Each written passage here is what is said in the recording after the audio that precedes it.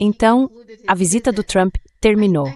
Eu acho que toda a visita foi bem amistosa. A China recebeu ele com muita pompa, né? Uma recepção de alto nível, tapete vermelho e tudo mais. Mas não teve nenhum acordo real assinado, o que, acho eu, não é tão surpreendente assim. Mas não é exatamente isso que o Trump gosta de mostrar com todos aqueles grandes executivos. Ele quer assinar acordos enormes, anunciar números impressionantes. Não era isso que o Trump estava planejando fazer?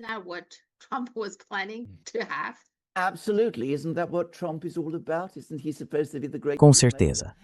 Não é exatamente isso que o Trump representa. Ele não é supostamente o grande negociador. Não foi por isso que ele dizia ser a pessoa certa para ser presidente dos Estados Unidos? Não era ele quem ia fazer todos aqueles acordos incríveis, maravilhosos, para os americanos, para o povo americano e para os Estados Unidos? Eu descreveria essa visita agora, porque estou vendo tudo de longe.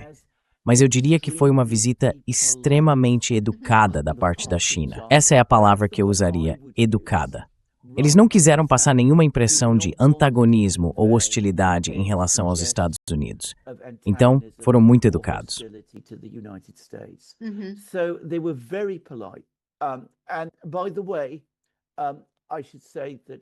Aliás, eu diria que, na minha opinião, esse é muito o estilo diplomático chinês. E pelas minhas próprias interações com chineses, é o jeito chinês de ser, de modo geral. Então você faz todas aquelas cerimônias de praxe, está no grande salão do povo, mostra para ele o Templo do Céu, que aliás é um lugar que eu adoraria conhecer. Leva ele a Zhongnanhai, mostra os jardins, tudo é extremamente educado, cheio de palavras gentis e muita cortesia. Mas no essencial, não há um encontro de ideias, não há acordos. Todos aqueles empresários que vieram com ele, talvez esperando ao menos se reunir com seus colegas chineses e avançar na assinatura daqueles grandes contratos.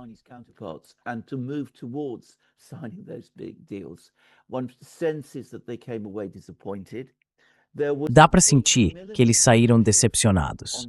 Não houve nem 1 milímetro de mudança na posição da China sobre nenhum assunto que eu considero importante. Há uma conversa sobre um documento de estrutura entre a China e os Estados Unidos, que, para deixar claro, é algo que a China quer. Eu não acho que o Trump esteja muito interessado nisso. E, na verdade, acho que a China tem razão em querer.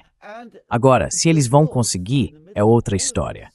E no meio de toda aquela cortesia, cerimônia e polidez, veio o alerta mais forte que eu já vi, ou de que me lembro, de um líder chinês a um líder americano sobre a questão de Taiwan.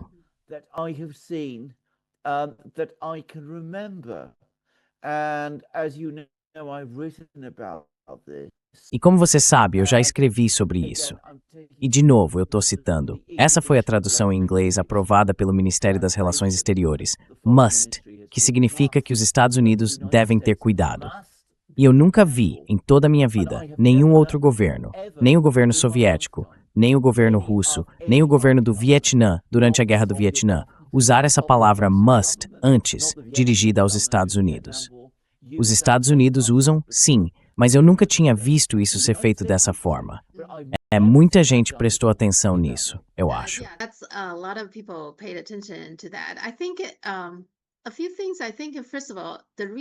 Algumas coisas. Primeiro, eu acho que o motivo de não haver um acordo é o seguinte: se a gente olhar para o Trump na versão 1.0, houve sim um acordo entre a China e os Estados Unidos. Mas depois que o acordo foi assinado, o Trump basicamente acelerou o ritmo, não cumpriu a parte dele e continuou sancionando empresas chinesas. E não só isso, ele também mandou prender a Meng Wanzhou. Aí tudo desmoronou, o acordo acabou. Mas se você ler alguns comentários, ainda assim culpam a China por não ter cumprido a parte dela no acordo do Trump 1.0, sem mencionar o motivo. Então eu acho que desta vez a China simplesmente decidiu, não vamos concordar com nada. Eles vão seguir em frente do jeito que acharem melhor. Se os Estados Unidos fizerem algum progresso, aí sim, por exemplo, a China pode comprar mais soja, mais carne bovina ou aviões da Boeing, alguma coisa assim. Acho que é isso que a China está fazendo. Eles simplesmente não confiam no Trump desta vez. Você não acha?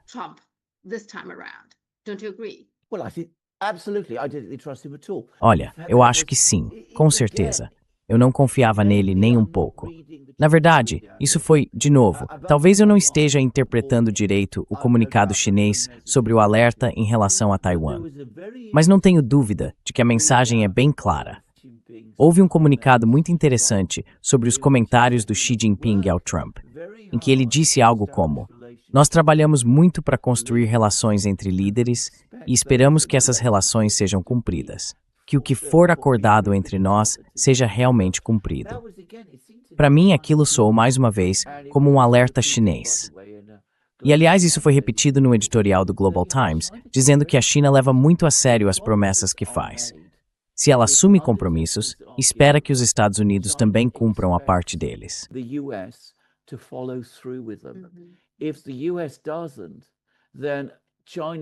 Se os Estados Unidos não fizerem isso, então a China vai concluir, como concluiu com o Joe Biden, que essa pessoa não é confiável de jeito nenhum. E eu acho que o Trump, por enquanto, está em observação. De certa forma, acho que os chineses preferem o Trump ao Biden. Quer dizer, o Biden foi muito dúbio, na minha opinião, e foi extremamente hostil com a China. Acho que ainda existe na China uma sensação de que talvez o Trump seja um pouco mais flexível, ou pelo menos mais disposto a manter uma relação amistosa com eles. Afinal, ele já foi até lá, o que é mais do que o Biden fez. Mas eu acho que, como eu disse, eles colocaram o Trump em observação. Disseram para ele algo como: "Olha, vamos esperar para ver o que você faz. Se começar a entregar resultados, estamos totalmente dispostos a avançar. Mas se não fizer isso, bem, estamos prontos."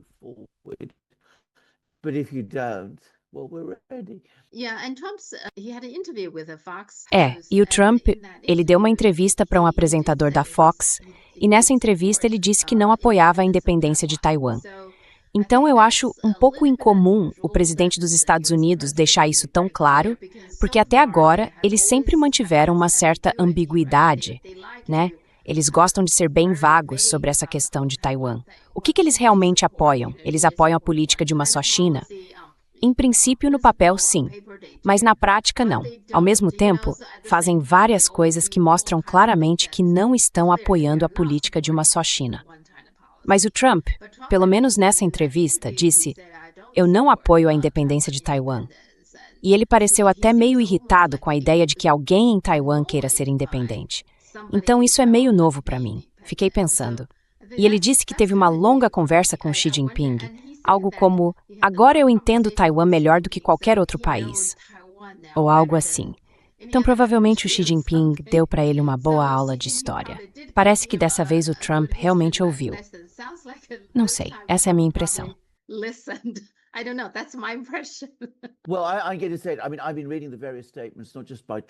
Olha, eu tenho que dizer, eu andei lendo várias declarações, não só do Trump, mas também de pessoas como o Rubio.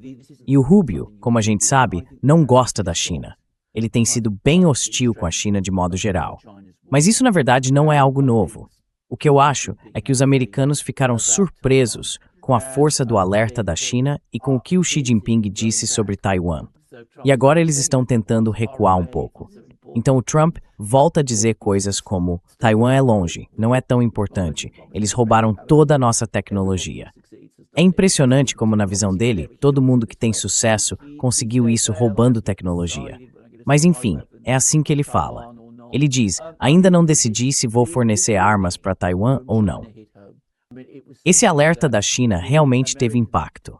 Foi algo que os americanos perceberam claramente e estão levando muito a sério. Eu diria que, do ponto de vista psicológico, é algo que eu entendo bem. Até porque, vale lembrar, eu já estive envolvido em negociações. Quando?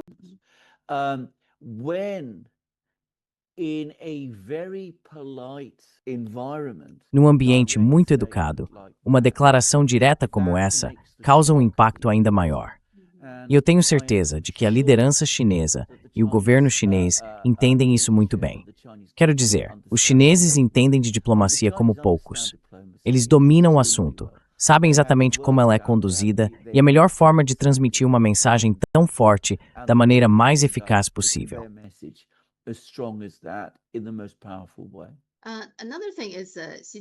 Outra coisa, o Xi Jinping mencionou a chamada armadilha de Tucídides, que a gente já comentou antes. Ele falou sobre isso lá em 2015.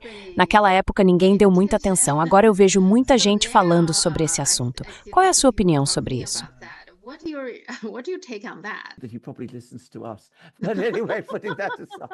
Ele provavelmente ouve a gente. Mas enfim, deixando isso de lado, ele está certo.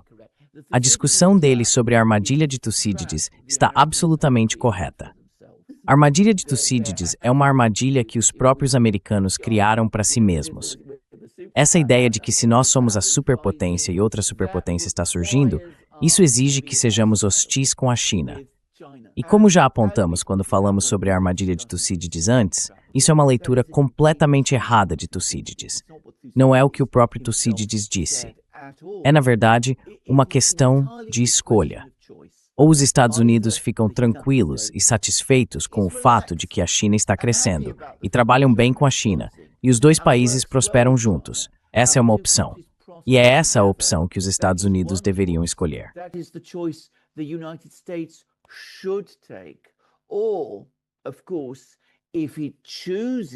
Ou, claro, se o país decidir seguir a própria interpretação da chamada armadilha de Tucídides e se colocar numa postura de confronto com a China, aí sim estará cometendo um grande erro. Está entendendo mal Tucídides. Está negando a capacidade humana, o poder que as pessoas têm de tomar boas decisões, assim como más decisões. E nesse caso, só terá a si mesmo para culpar. Essa é a mensagem que não apenas o Xi Jinping, que, aliás, deixando a brincadeira de lado, estudou esse tema com muito cuidado, vem transmitindo. Toda essa má interpretação da armadilha de Tucídides vem de um historiador americano, Graham Allison, que sempre deixou claro que se trata de uma visão americana. Não há nada objetivamente verdadeiro nisso. É uma questão de escolha. E essa, como eu disse, é a mensagem de Xi Jinping.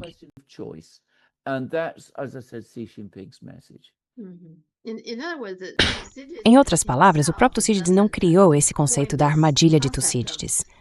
Quem cunhou esse termo foi Graham Allison. Certo.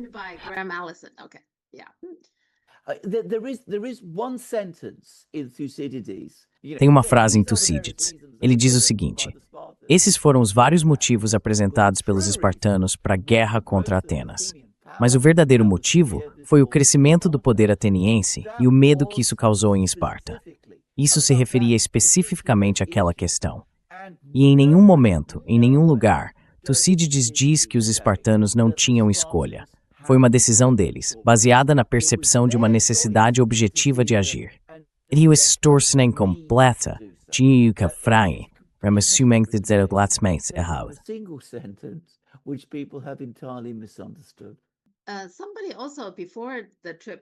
Alguém também comentou, antes da viagem acontecer, que o fato de o Trump ter levado tanta gente com ele era como a delegação de McCartney, sabe, a delegação britânica de 1792.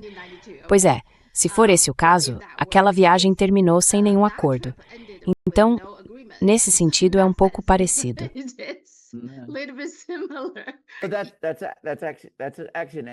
Na verdade, esse é um ótimo ponto. Posso só comentar sobre a missão de McCartney.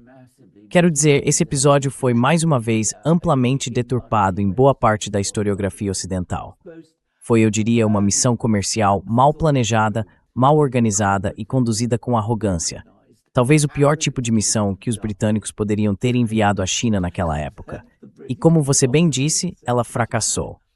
E como você também mencionou, vários empresários participaram. E muito parecido com o que os americanos fariam depois, era basicamente uma abordagem do tipo, a gente leva, vocês dão. O que não funcionou com a China naquela época. E com certeza não vai funcionar com a China agora. E o Irã, hein? Porque a gente também comentou que quando ele voltasse da viagem à China, ia começar a atacar o Irã de novo. E tudo indica que é isso mesmo que ele pretende fazer. Mas aí, quase em cima da hora, ele disse que ia esperar, porque os países do Golfo pediram. Foi isso mesmo que aconteceu.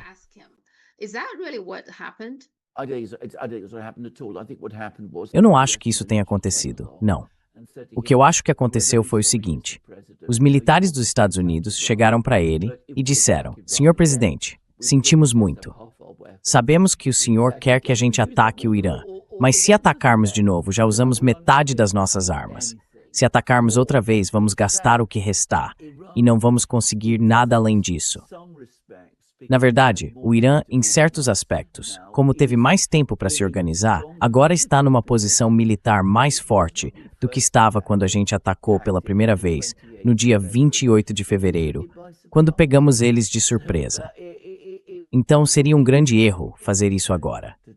E se o Trump recebeu esse tipo de conselho, o que aparentemente, segundo a mídia americana, ele recebeu, ele não tem outra opção a não ser ouvir.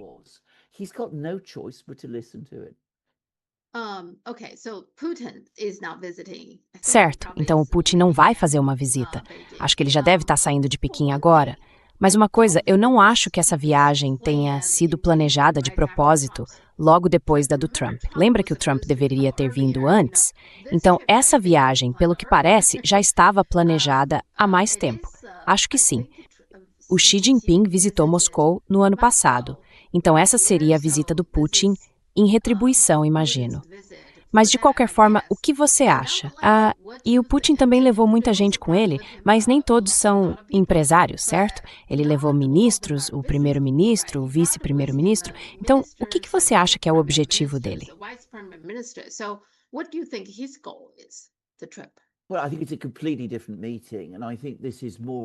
Olha, eu acho que é uma reunião completamente diferente. E acho que ela faz parte de uma série de encontros que já acontecem há muitos anos. Essa reunião foi planejada e preparada com bastante antecedência. Quanto à viagem do Trump, como a gente já comentou nos nossos programas, na prática ele meio que se convidou. Foi o próprio Trump que decidiu que viria em maio, como ele mesmo disse, porque não pôde vir em março. E ele não veio com uma agenda coerente. Foi tudo muito improvisado. Essa reunião, por outro lado, é de outro tipo. A China e a Rússia conversam o tempo todo, têm uma relação contínua. Então, basicamente, esse encontro é mais um passo para desenvolver e ajustar essa parceria. Por isso, é uma reunião completamente diferente.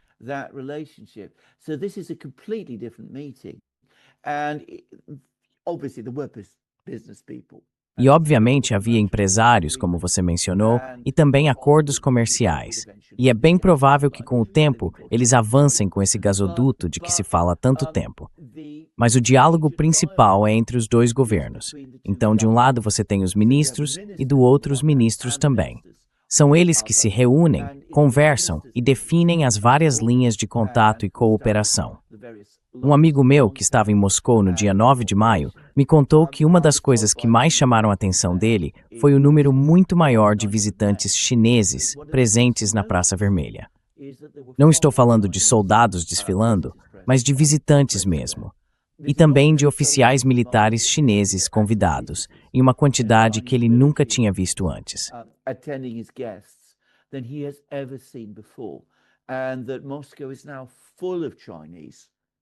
E que Moscou agora está cheia de chineses vindos de Pequim. Então eu acho que isso mostra como estão se desenvolvendo as interações na relação entre esses dois governos. E se você olhar a declaração conjunta, é basicamente sobre isso, pelo que me parece.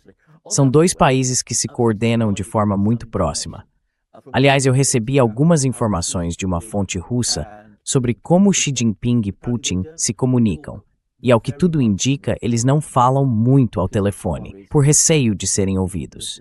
Então, na prática, há trocas especiais entre eles várias vezes por semana, o que é algo bem impressionante.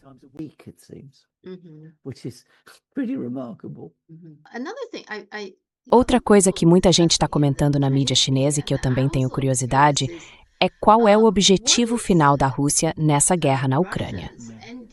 Será que eles pretendem encerrar o conflito em algum momento?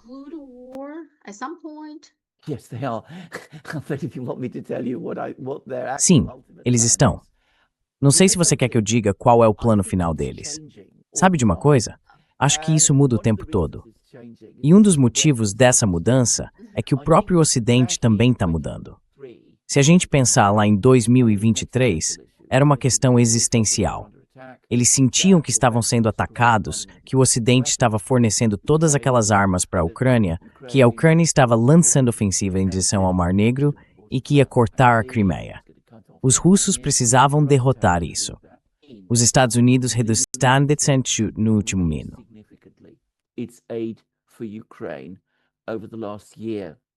And the Russians, I think, have sensed... E os russos, eu acho, perceberam uma certa enfraquecida no compromisso americano com a Ucrânia. Eles também têm observado um desentendimento crescente entre europeus e americanos, que em grande parte gira em torno da Ucrânia.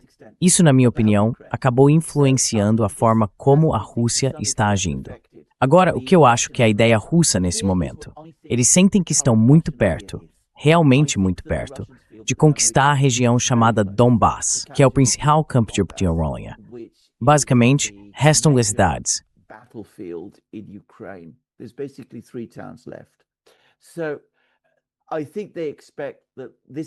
Eu acho que eles esperam que essa área, que é muito fortificada e tem sido palco de combates intensos, caia ainda este ano, provavelmente até o outono. E eu já disse isso muitas vezes, e agora o Financial Times também está dizendo, que quando isso acontecer, os russos vão afirmar: olha, foi para isso que entramos em guerra, para proteger o Donbass, que agora consideramos parte da Rússia. Se vocês reconhecerem o Donbass como russo, se retirarem de outras regiões que nós consideramos russas e aceitarem que não vão entrar na OTAN, a guerra acaba. A gente pode sentar, conversar e chegar a um acordo sobre o resto. Mas se não fizerem isso, a guerra continua. E continua com um objetivo muito maior, que vai incluir Kiev. Eu acho que esse é o plano russo neste momento. Eles esperam que isso aumente as tensões entre os americanos e os europeus. Mas, na minha opinião,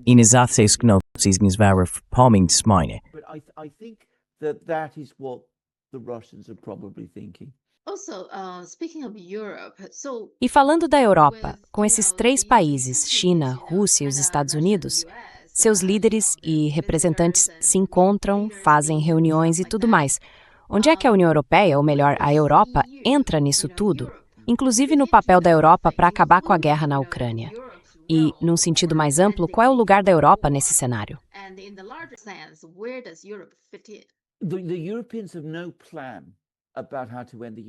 Os europeus não têm um plano sobre como acabar com a guerra na Ucrânia. Na verdade, eles nem concordam entre si sobre isso. Em dezembro, quando perceberam que os americanos estavam se afastando da guerra e que os russos tinham a iniciativa, decidiram que talvez fosse uma boa ideia conversar com Putin. Mas não conseguiram chegar a um acordo sobre quem seria a pessoa a falar com Putin. E até agora, não conseguiram. Nunca desenvolveram uma estratégia de negociação realista e não parecem capazes de desenvolver uma. Ao mesmo tempo, estão obcecados com a guerra na Ucrânia. Esse é o ponto central, o maior tema nas relações internacionais. Eles estruturaram toda a política externa em torno dessa guerra, o que é um erro. Um erro que, aliás, os russos tiveram cuidado de não cometer. E isso é uma diferença interessante, porque os russos estão realmente lutando, mas os europeus não.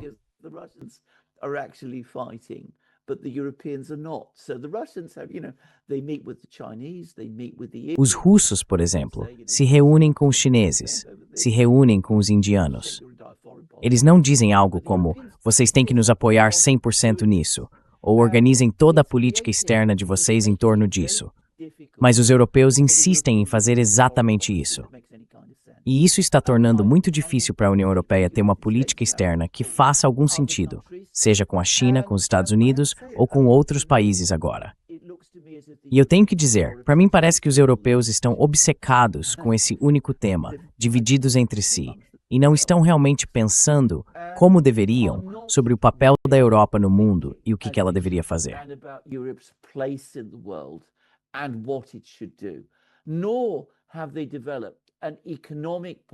Eles também não desenvolveram uma política econômica que atenda às necessidades do momento atual.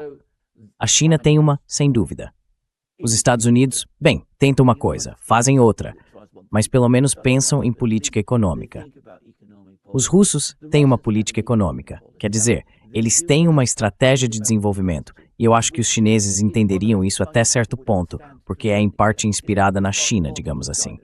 Já os europeus não. Eles não têm nem política externa, nem política econômica. Ficam o tempo todo pensando no que poderiam fazer numa guerra que não tem plano nenhum para encerrar. É uma situação muito estranha e para alguém como eu, que é europeu, muito triste.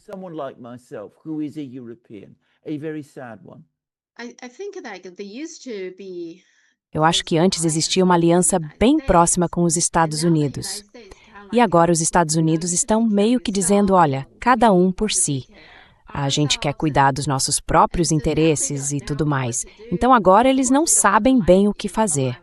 Claro, não querem se alinhar com a Rússia, mas também não parecem muito dispostos a trabalhar de perto com a China. Então, em vez disso, acham que precisam ser independentes, manter distância tanto dos Estados Unidos quanto da China e, claro, também da Rússia. Por isso, acabaram comprando a ideia do Carney sobre esses países de porte médio, sabe, que deveriam cuidar uns dos outros. Parece que é aí que eles estão agora. Mas será que isso vai funcionar? Se é isso que eles estão pensando, será que vai dar certo?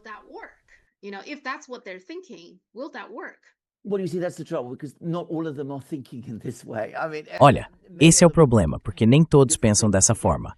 Quer dizer, muitos deles têm ideias diferentes. E isso é fundamental. Acho que é algo muito difícil de os chineses entenderem. É preciso entender que, mesmo existindo a União Europeia, que se tornou muito poderosa em relação aos países membros, ainda existem países individuais. Então ainda há uma longa história de tensões e rivalidades entre eles. Não faz tanto tempo assim que lutamos guerras uns contra os outros. Por exemplo, a Itália fica desconfiada da França porque há um histórico de más relações entre os dois países.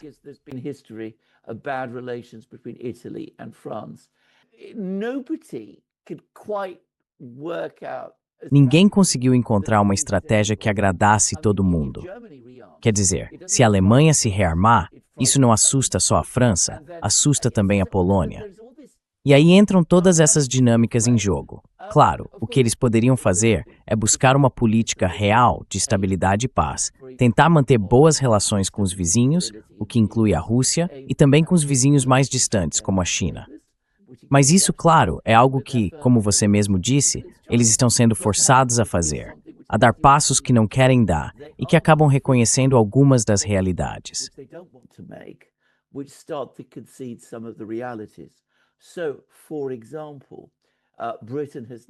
Por exemplo, o Reino Unido anunciou agora que vai flexibilizar as sanções e começar a comprar produtos de petróleo da Rússia, o que é algo enorme para o país.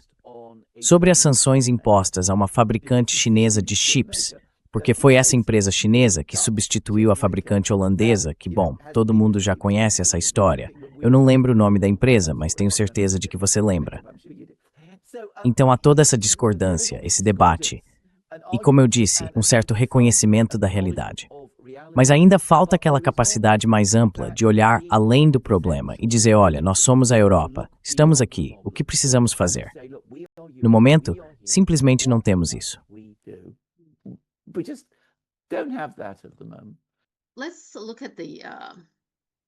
Vamos olhar para a prévia. O motivo de eu ter prestado tanta atenção na disputa do Thomas Massie, e ele perdeu, é que isso me deixa muito desanimado. É realmente decepcionante.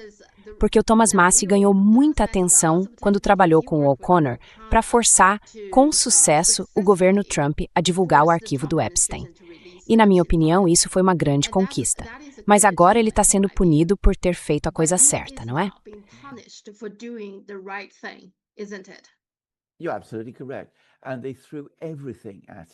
Você está absolutamente certo. Eles jogaram tudo contra ele. Colocaram até um Navy SEAL para concorrer com ele. Gastaram mais dinheiro do que, ao que parece, já se gastou numa primária antes. Fizeram de tudo e venceram. E eu temo que o fato de terem vencido já diga muita coisa. Mostra que nos Estados Unidos você pode fazer a coisa certa na política, como Tom Massie fez. E eu fiquei muito triste com essa notícia. Porque mesmo assim, você ainda pode perder. Quer dizer, as pessoas que detêm o poder em Washington ainda têm esse poder. E essa capacidade de punir um político que resolve sair da linha, como o Thomas Massie fez.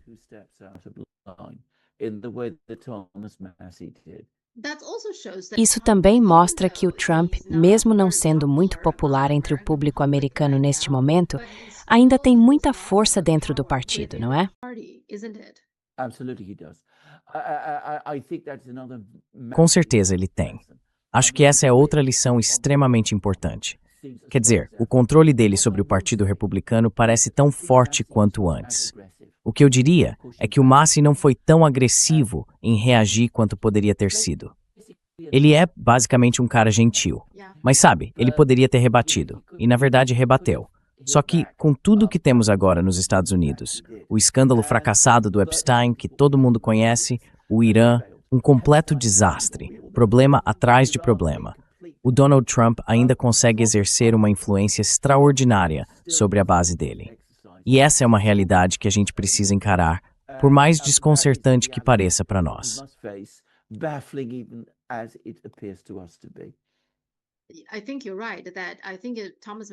Acho que você tem razão. Acho que o Thomas Massie provavelmente se recusou a jogar sujo. Acho que isso faz parte da história. Eles jogaram sujo com ele. Quer dizer, fizeram vídeos artificiais, gerados por inteligência artificial, mostrando ele de mãos dadas com a AOC, aquelas pessoas que os republicanos detestam, os democratas. Fizeram esse vídeo mostrando ele de mãos dadas com ela, andando por uma porta, seja lá qual fosse a insinuação. É simplesmente nojento, sabe? Eu sinto que esse tipo de coisa, a política é muito suja, não é? E o Thomas Massie não joga sujo.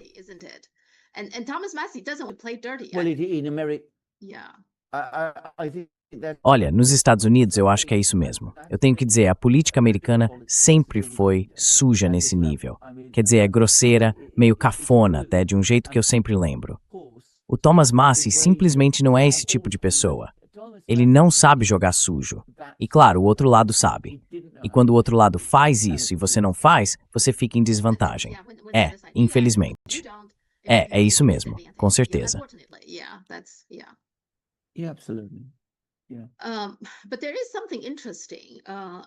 Mas tem uma coisa interessante.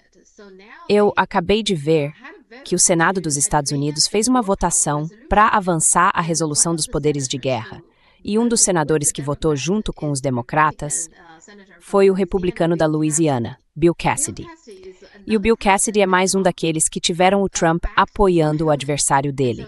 Então ele perdeu a vaga nas primárias, acho que faz uma semana, mais ou menos, mas ele ainda tem, como o Thomas Massie também comentou, uns 6 ou 7 meses de mandato no Congresso. E agora é curioso ver o que essas pessoas que perdem as primárias por causa da interferência do Trump vão fazer, né? Porque agora elas não têm mais nada a perder, não é mesmo? Yes, absolutamente verdade. E talvez fosse o bem o que tem mais sobre mais a lembrar.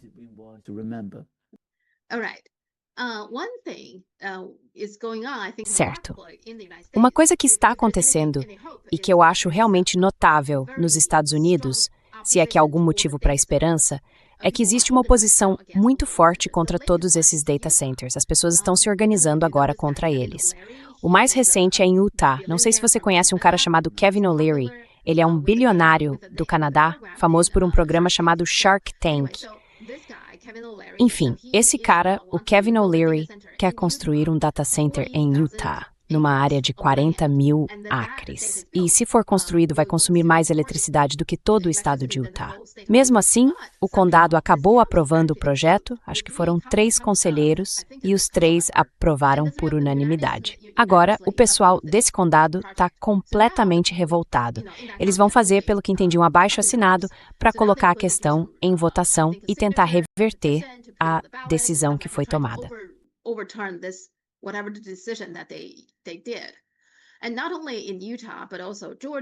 E não é só em Utah, mas também na Geórgia e no Texas.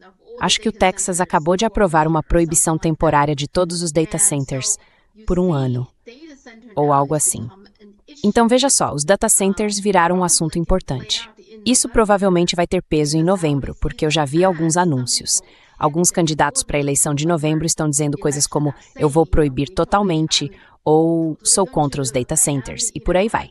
O problema com esse tipo de gente é que a gente nunca sabe o que eles vão fazer de verdade quando chegam ao poder. Mas de qualquer forma, parece que isso virou um grande tema agora. as pessoas estão muito irritadas com os data centers e parece que a situação piora a cada dia. Tudo indica que isso vai ter impacto em novembro.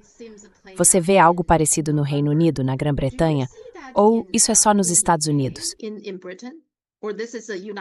Yes, you do. Yes, you do. Yeah, it's the United States. Sim, é isso mesmo. Sim, estamos falando dos Estados Unidos. É uma coisa que também acontece no Reino Unido. O que eu diria é que a gente está bem atrás dos Estados Unidos quando se trata de inteligência artificial. Mas eu acredito totalmente que isso vai se tornar um grande tema também no Reino Unido. Vale lembrar que no Reino Unido, o preço da eletricidade é cerca de 4 vezes mais alto do que nos Estados Unidos. Então, esse vai ser um assunto ainda mais delicado. E a nossa rede elétrica é tão incapaz de lidar com centros de dados quanto a americana. Aliás, isso é algo que os americanos não entenderam direito. Quer dizer, talvez até entendam, mas ainda não resolveram. A questão é que a inteligência artificial por si só pode ser ótima, claro. Dá para imaginar vários usos para ela. Mas ela exige uma quantidade enorme de energia. It does demand enormous amounts of power, and it's not just sorting out the technology. E não se trata só de resolver a questão da tecnologia. É também resolver toda a infraestrutura de geração de energia elétrica. A China fez isso. Fez as duas coisas ao mesmo tempo. A gente estava falando sobre a visita do Putin, e eu reparei que um dos principais temas da conversa foi, aliás, inteligência artificial, com a Rússia trabalhando junto com a China. Ou seja, os russos agora querem cooperar com os chineses em IA para desenvolver a própria indústria de inteligência artificial dentro da Rússia. Mas o ponto principal foi a ênfase em energia nuclear, em eletricidade, em pesquisa sobre reatores de fusão, na construção de usinas nucleares. E claro, tudo isso faz parte do esforço que a China vem perseguindo com muita determinação. E isso inclui, por exemplo, reatores de tório, que nem estão sendo considerados no Ocidente, mas também baterias, energia hidrelétrica, todas essas áreas. Hydropower, all of these things. And that is what puts China. E é isso que coloca a China numa posição muito mais forte para desenvolver inteligência artificial do que a gente vê nos Estados Unidos. E claro, o resultado é que como os Estados Unidos vão tentar correr atrás da IA, o que vai acontecer é que isso vai criar enormes problemas para uma infraestrutura elétrica que já é muito velha e desorganizada. A gente vai ver apagões, falhas e vai ter mais protestos. Isso é só o começo. Os Estados Unidos não são bons em infraestrutura. Teve um programa, um artigo, sobre a única linha de trem de alta velocidade que o país construiu, que aparentemente liga algumas cidades à Flórida. E o mais impressionante é que é uma linha relativamente pequena, que está prestes a ir à falência porque nunca deu lucro. Mas o mais espantoso de tudo é o número de pessoas que morrem, porque eles usam trilhos antigos para esses trens de alta velocidade.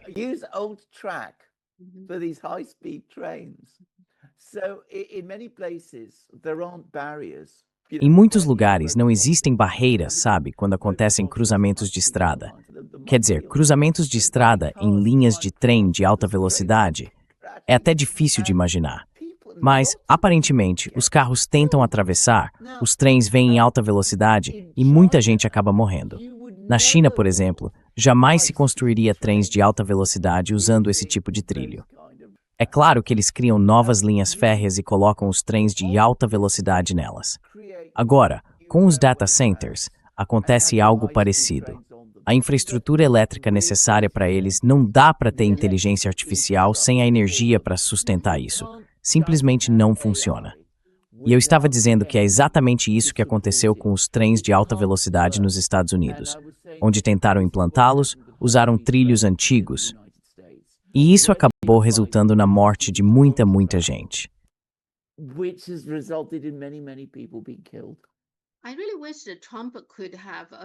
Eu realmente queria que o Trump pudesse ter uma conversa de verdade com Xi Jinping sobre inteligência artificial.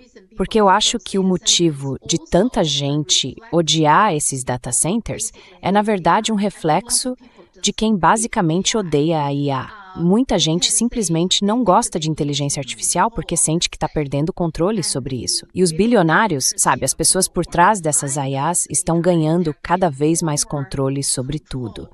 Então, isso por si só já é um conceito que assusta muita gente. E o que a gente fizer daqui para frente depende muito dos Estados Unidos e da China sentarem juntos e encontrarem uma solução em conjunto. Mas parece que desta vez eles nem estão falando sobre isso. Pois é.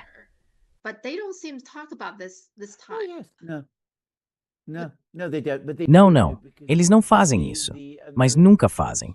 Porque a forma como os Estados Unidos lidam com a China é de confronto. E dá para ver de novo que o Trump tem uma certa admiração pelo Xi Jinping e não consegue ficar à vontade na presença dele. Eles não conseguem sentar, tirar a gravata e ter uma conversa simples como o Putin e o Xi Jinping conseguem ter.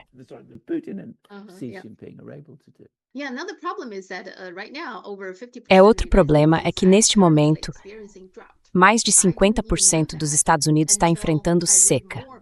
Eu nem sabia disso até começar a ler mais sobre o assunto. Sabe, como em Utah mesmo, tem problema de seca. O próprio Lago Salgado está com problema. O nível da água está baixo. Então, o recurso hídrico já é um problema, não é? Não é só a eletricidade, é a água também. E é por isso que tanta gente está tão irritada com tudo isso. É um projeto gigantesco e eles tocaram em poucos meses, em vez de, sabe, fazer um processo de aprovação adequado. Então, isso também faz parte da questão. As pessoas estão realmente muito, muito irritadas. Eu acho que o sistema não funciona. Quer dizer, você pode eleger alguém, mas se essa pessoa não faz o que o povo quer, não existe um caminho para a população reagir, né? Não, não, não. É isso mesmo. Quer dizer, esse é exatamente o ponto. Se não existe responsabilidade, não existe governo. No fim das contas, governo precisa de responsabilidade. Outra coisa, eu tenho a impressão de que tem muita formatura acontecendo agora. Em todo lugar tem cerimônia de formatura, né? E parece que em várias delas, quando o orador começa a falar sobre inteligência artificial, os estudantes vaiam. Isso é meio incomum, porque normalmente os jovens são os primeiros a abraçar novas tecnologias. Mas dessa vez parece que eles entendem bem que a inteligência artificial está tirando os empregos deles.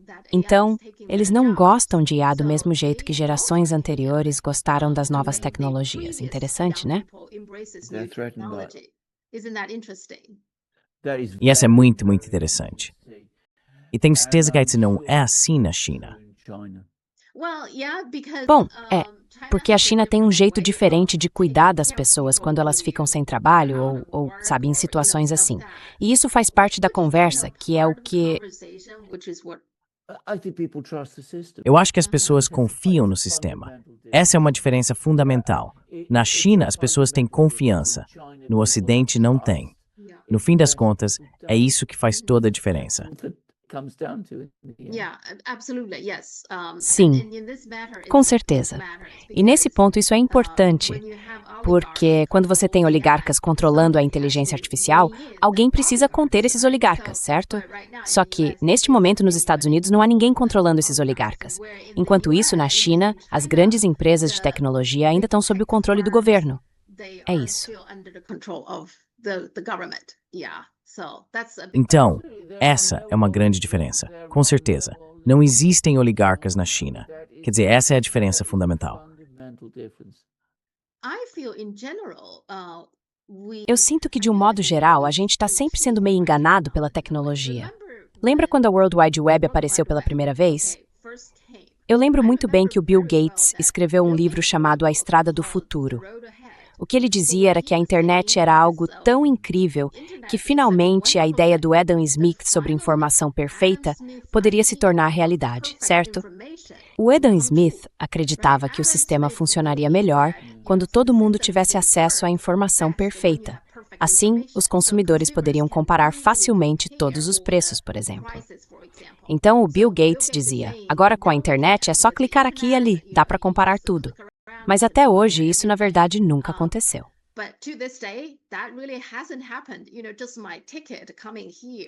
Sabe, só a minha passagem para vir aqui de Washington DC, Dallas, até Pequim, Se você procurar no Google por passagens, o voo direto da Air China nem aparece, você não consegue ver.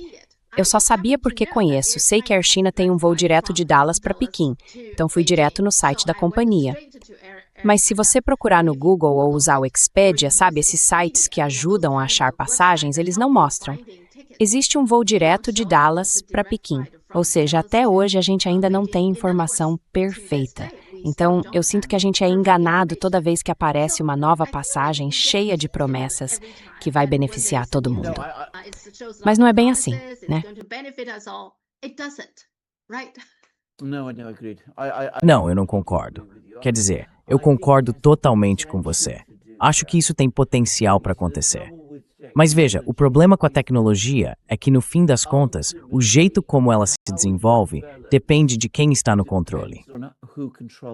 É, E se as pessoas que controlam isso tiverem seus próprios objetivos e metas, em vez de fazerem do jeito certo, eu acho que foi exatamente isso que aconteceu. A World Wide Web foi uma promessa que fracassou. Quer dizer, ela foi completamente traída. Nunca chegou a funcionar de verdade. E o que chamam de World Wide Web, na prática, era a internet americana. Era basicamente os Estados Unidos expandindo a sua própria internet, controlada por empresas americanas, tentando cobrir o mundo todo, usando a rede para gerar lucro para os negócios americanos e para projetar o poder do Estado americano. Isso é uma agenda muito sombria, muito diferente daquela de que se falava. A ideia de que a web ia nos unir, trazer informação perfeita, esse tipo de coisa. E isso nunca aconteceu.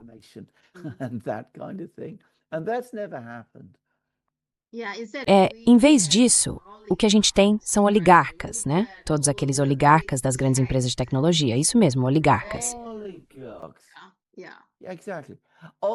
É exatamente. Os oligarcas que o próprio Estado americano criou para poder controlar a internet para eles. E claro, o que aconteceu foi que esses oligarcas ficaram tão poderosos que, no fim das contas, viraram o próprio Estado. É um ciclo terrível que os Estados Unidos criaram para si mesmos. É isso.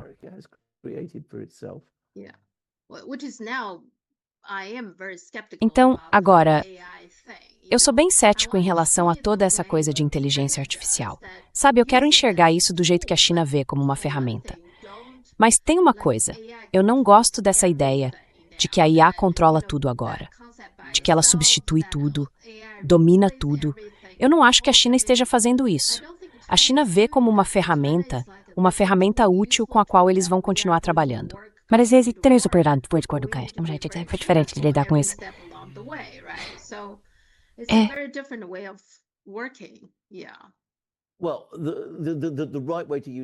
Olha, o jeito certo de usar a inteligência artificial é encarar ela como uma ferramenta para fortalecer as pessoas. Ela pode ampliar muito a sua capacidade de fazer coisas, pelo menos em teoria. Eu acho que uma abordagem descentralizada, que é o que a China está seguindo, é o caminho certo para isso. Já a abordagem americana é de cima para baixo, é sobre controle, e isso é diferente.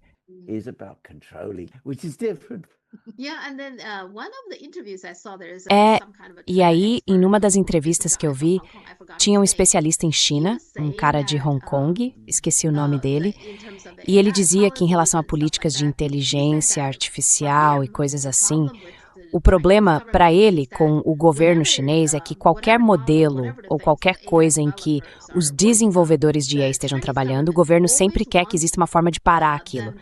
Tipo, se você tem um modelo novo, se tem algo novo, precisa ter um jeito de interromper aquilo imediatamente.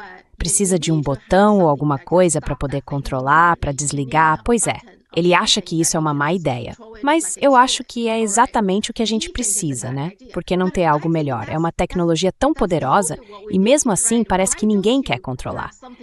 Ele disse que isso limita o desenvolvimento de IA na China. Eu sinceramente não entendo isso. De novo, eu acho que isso é um mal-entendido. Quer dizer, se não houver limites, quem vai acabar controlando tudo são as pessoas que o criam. E isso pode ser realmente muito perigoso. Você vai acabar tendo uns tipos de Bill Gates chineses. Sério, é isso mesmo.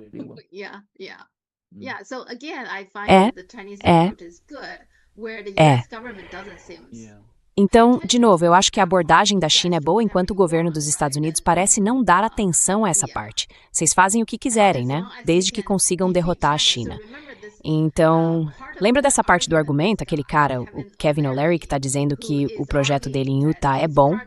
Claro que ele usou a China como exemplo. Tipo, se a gente não fizer isso, não tem como vencer a China. Então, a China é a razão. Yeah. Yeah. Sim, sim. Isso tá sempre lá no fundo. Você não fica pensando se algo é bom ou ruim, se tá fazendo ou não. Você sempre fala da China. Pronto, é isso. Essa é a resposta para qualquer objeção. Então vamos conversar de novo na próxima quarta-feira. Com certeza. Aproveite bastante. A gente se fala então. Ok, muito obrigado. Tchau.